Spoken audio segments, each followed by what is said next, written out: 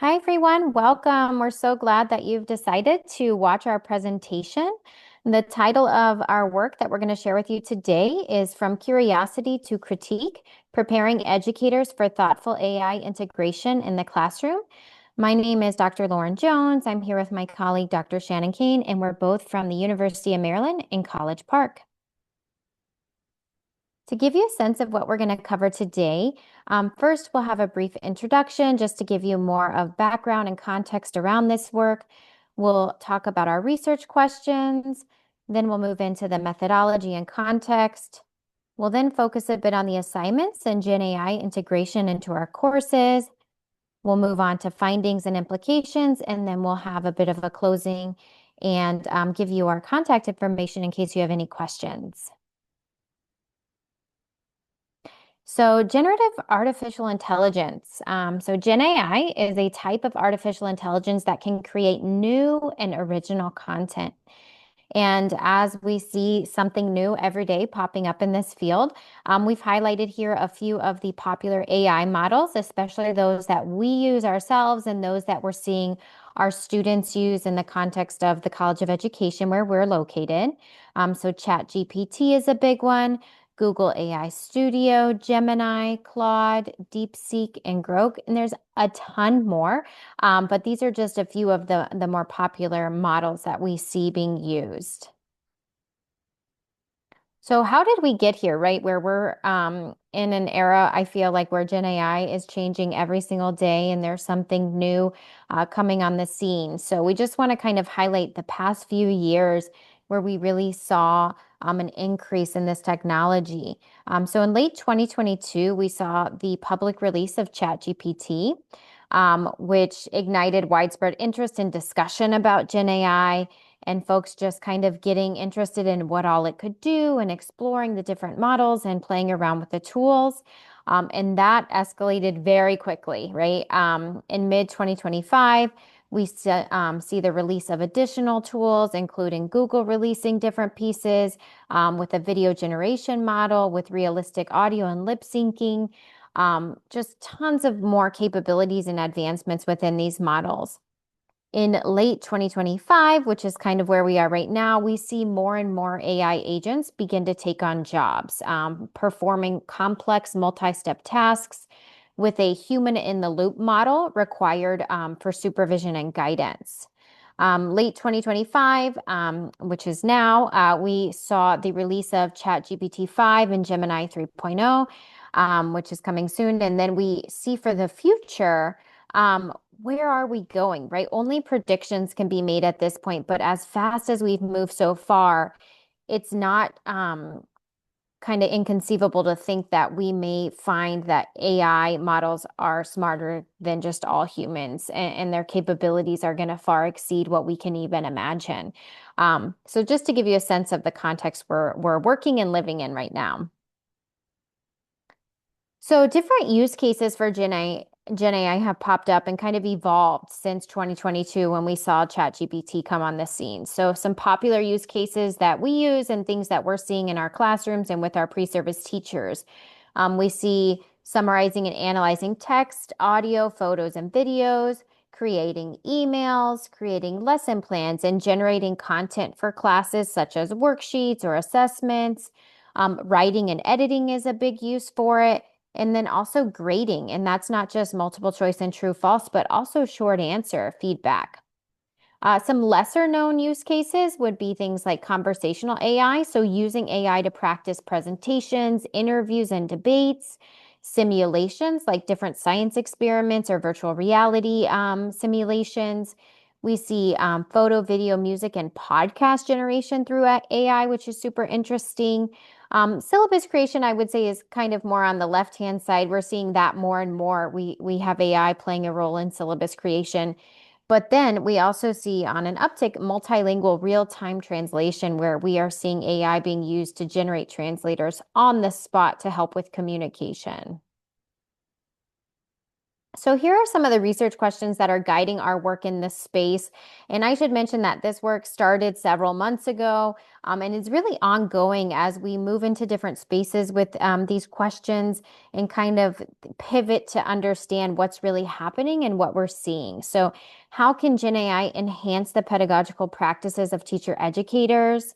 How can we support our pre-service teachers in critically engaging with these AI technologies? And I should add, in a variety of contexts, right? Not only in coursework, but also in their internship placements. How do pre-service teachers use Gen AI in their coursework with us? And how do they themselves envision applying it in their future classrooms with their future students? Thanks, Lauren. So, to give a little bit more information around the methodology and the context in which we've really grounded the majority of this work.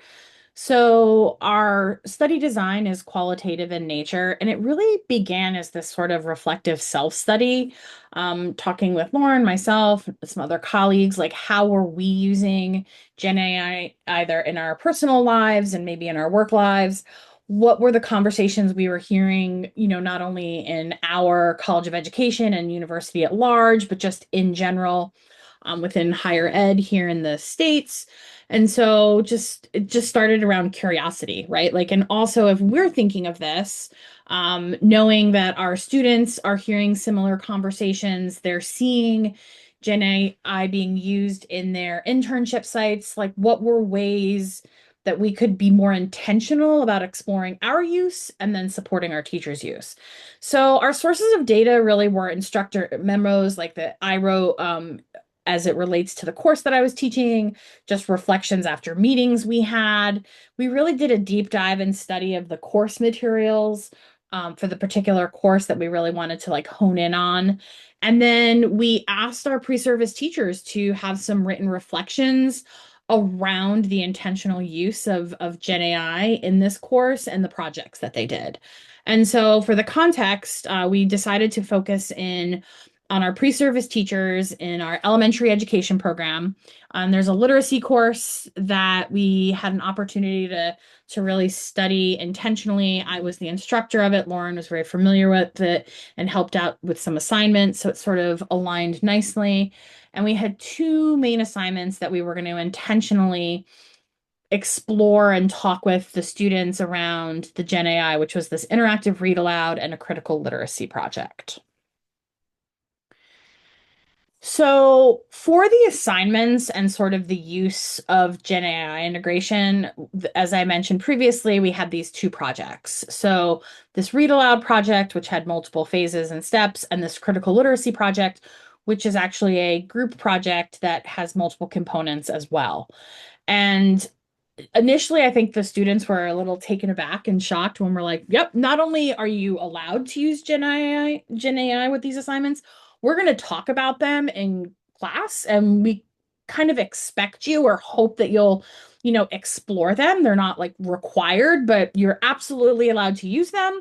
You're just going to cite them and we're going to talk about them. And I think that was the first sort of, their eyes got big and they were sort of surprised at this, which I think speaks to some of the sort of the conversations that have been happening around them as it was more of a taboo thing, as opposed to we were opening up and creating space that, nope, let's talk about this and let's name it and see how we can use it and if we should use it. So, how the pre service teachers used it with these two assignments in this particular course was around lesson planning support, adapting and differentiating materials, designing instructional tasks for multilingual learners, and then just overall, they had some reflection on the use of AI in their overall assignment creation and the process that they went about, whether it was through one of the individual assignments or through the group assignment. So, some early findings, we have some sort of four main themes that have really started to emerge. And so the first one came about both when we were doing an analysis of our own reflection, as well as the work of our pre-service teachers. And that's around this idea of brainstorming and efficiency, right? So that Gen AI was like it was like this 24 hours, 7 day a week brainstorming buddy. So as opposed to sitting there with a blank cursor on a screen and not knowing where to begin, Gen AI was sort of that, opportunity to sort of start sparking ideas and planting seeds. And it was efficient. So we have some quotes that we pulled from our data. I'll say that using AI did prove to a really helpful resource when it came to things like definitions. So this is when ChatGPT really became my best friend. I was able to plug in, please give me a fourth grade friendly definition for this word, and it was able to give me a great starting point. And then another example of using an AI tool was very helpful in creating a script for my already created Jumpstart. I knew what I wanted to say, but the tool helped me refine the language for young English learners. So as we can see here, the efficiency is, I think, really highlighted in both of these, in that instead of wrestling over like, is this really a fourth grade friendly definition of this word, right? It produced something and then the pre-service teacher could refine it. And the same with the script, right? I have this great idea, but like, and I know what I want to say, but like, help me say it, help me be efficient in saying it, and help me be efficient in the time I spend creating the script. The second big finding that we've noticed come through the data is this idea of differentiated supports for multilingual learners. And this was really highlighted by our pre-service teachers. And so they were really excited and would talk about and mentioned multiple times that using AI really opened up possibilities for supports that they, as very new, educators as pre-service teachers were limited sort of in their toolbox, right? And so AI sort of broadened the possibilities. And as you can see here with two of our quotes, AI helped identify key vocabulary that English learners might not know. So we could decide which words to front load so that like sometimes very overwhelming decision around vocabulary selection, which is hard for veteran educators, let alone, pre-service teachers. So they were able to use AI to help them flag words and then decide of those flagged words, which ones would be best to front load and pre-teach for their multilingual learners. And then the other quote, AI proved helpful with Spanish support and it simplified complex terms about immigration. So here that's directly related to the critical literacy project. In creating a scaffold through a digital jumpstart, the pre-service teachers wanted to include languages that the students were speaking. And this group in particular didn't know Spanish, but was able to use Gen AI to give some Spanish support and then double check it with Spanish speakers. So that time and the ask of a native Spanish speaker was, hey, is this correct? Versus, can you help me from the very beginning? The next two findings was this ethical tension around the use of Gen AI. And this is something we've highlighted pre-service teachers here, but this is something even myself and Lauren continue to talk about. I mean, we really think this is something really interesting that we want to explore more. And so you can see here some quotes from our data. Something that I struggle with is this balance between using AI tools for good and maintaining authenticity. I think I just need to get more used to the idea that I can use ChatGPT as a tool and not as a way to completely get rid of my own work. And then also, it was slightly challenging to ensure that the work I created was well balanced using AI and my ideas. And these weren't the only two examples. And I think this really speaks to our students and ourselves, as I mentioned, wrestling with this tension. And I think a lot of that goes to the conversations that are, often heard around, the use of Gen AI, that it's cheating, it's a shortcut, no one's thinking about it, they just want to get it done. All of the things that we're losing, but our data is actually showing that in our group of pre-service teachers, they're really wrestling with this. They want to see it as a tool, they see its potential, they really appreciate that as a tool, but how do I strike the balance? And then also, if we're hearing all of these things that it's a shortcut, it's bad, it's cheating, there's that sort of weighing on them as well. And last but certainly not least was this emphasis on human oversight and critical review. And this came out strong in both the data from the pre-service teachers and the teacher educators ourselves. So this idea, we're sort of that we are the experts of our students, and that it really is a tool. It's not a replacement for us. And so you can see here, I wanted to try using AI to create materials for English learners, but after seeing how my instructors checked for accuracy and appropriateness, I realized that it's not just about what AI can do, but whether it's the right tool for the job, which is exactly it. Like, is this the best tool for accomplishing the task at hand? And most of AI's criteria needed major adjustments. Some didn't match our goals.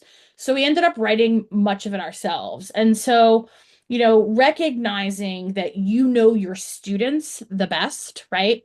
That there are aspects of this work that Gen AI is perfect for because it's efficient, because it's a tool. It then creates space for the work of teaching that cannot be replaced, right? That human oversight. So next. All right. So just to kind of recap and reiterate some of the things that Shannon highlighted here, we definitely saw some tensions and challenges along with like the real benefits that our students discovered and that we discovered in using Gen AI tools. So one of the big things that I want to kind of echo from Shannon was this risk of over reliance and the need for discernment. So we actually did not see that students were overly reliant on these tools. We did have one case in which a student used the tool for an assignment, which she was allowed to do, and neglected to make any real modifications on what was produced for her. And that was revealed in the evaluation of the assignment she submitted. And she later reflected on that and discovered, like, I definitely shouldn't have done it that way, and kind of navigated that process herself. But overall, we really saw our students in some ways hesitate to use these tools because of the lack of certainty around it, because of just I guess navigating all of this newness and really not understanding what's allowed and how to maintain that balance of authentic work and taking advantage and using these really great tools that can save time and make space for other things. So that was really interesting. And we saw echoed over and over again from our students this idea that they really needed to provide the oversight and really check what was given to them. And so, they weren't just going to take the rubric that was generated. In many cases, for that particular topic, the rubrics were not what they were looking for, and they made adjustments accordingly, and many times just decided to do it on their own. And it was um, really a great experience for Shannon and I to see them kind of take ownership and move in that direction, because we were really unsure what we were going to find at this point in time, right? And so it's great to see that our students are really taking ownership and owning their work, and also helps us see areas for continued study and continued support as they grapple with kind of how to balance maintaining themselves and their work with these new tools that can come in handy. And so, something big that's come from this work that we're going to share with you today is this instructional sequence that we've identified as really the best way to introduce and use these tools with our pre-service teachers. And we call it the Echo and Amplify model. It is an iterative cycle that follows three different phases that I'm going to let Shannon describe more on the next slide. Thanks. So, with our Echo and Amplify model, that's really come from this work. We didn't go into the work with it. It sort of revealed itself as we were analyzing the data and sort of rereading what our students talked about as they're learning through this process. So, as Lauren mentioned, it's this iterative cycle. And it's scaffolded. And so it begins with this explicit modeling. And this was something we were very intentional about. So, with the instructional read aloud assignment, with all of the components or each of the components of the critical literacy project, there was explicit time in class where the use of Gen AI was modeled by myself, and we talked about it, how the use of it could be improved, right? So prompt engineering. Let's look at this result. Like, let's critically read and unpack what the output was. Is this what we were really looking for? Could I have done it better, quicker, etc.? So after that modeling happened, right? So then, and there was this collaborative conversation, this analysis, then there was this applying, and whether it was in the individual read aloud project where the individual was doing it on their own, or in the critical literacy project when they were working in groups, that's when the pre-service teachers had an opportunity to take what we had talked about and the modeling and sort of apply it. They could extend it to, maybe some things we didn't do but mentioned in class. They could do their own refining and prompt engineering, and ultimately opt to integrate it into the coursework and the assignment, or maybe not, depending on what was produced, right? And then the final part was this reflecting, which after each of the assignments, not only was there a written reflection component where they shared in writing their use of the tools, what they thought of the tools, how effective it was, sort of a benefit, strengths, sort of, and then challenges with it. We then also talked about it in class in sort of whole and small groups again, right? So like, yeah, I found, that this was really helpful when I did this with my read aloud, or I was really surprised with this. As the individual who also read all of the assignments and reflections, I then could also bring common themes back to them and discuss with them, particularly with the read aloud assignment, knowing we were then going to go into the next assignment. So then there was this individual and whole group reflection, and then it sort of returned back to that modeling, right? And so this cycle continues to sort of flow, and the responses from Gen AI and the tweaks from that human oversight sort of continue to be amplified and learned from. So it's not this one and done, right? It's not just do what I do, but it's, especially since the outputs by Gen AI can vary, right? And so even that was sort of eye-opening for students. And so, we were really excited to sort of see this model sort of come to life before us as we were reading their reflections and our own reflections on the process of working with them throughout the semester. So we're really excited to see sort of where this work continues.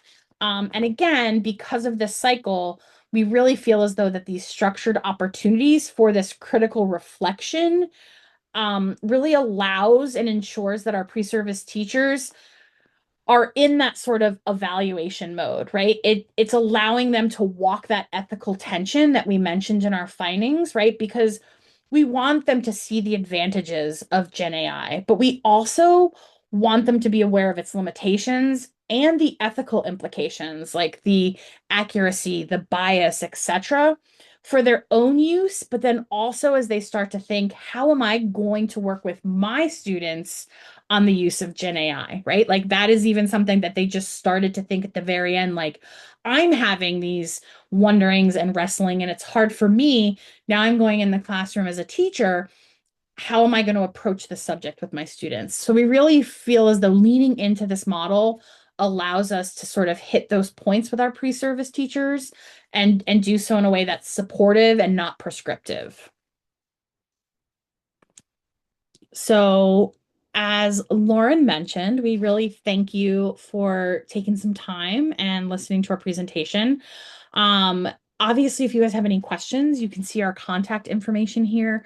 We would love to get in contact with folks to hear how folks may be using Gen AI in their own work, successes, wonderings. Obviously, this is something that's continuing to evolve at a incredibly exciting and in some ways overwhelming pace. And so, yeah, we'd really love to hear feedback, questions, wonderings, and really appreciate your time. Thank you. Have a great day. Thank you.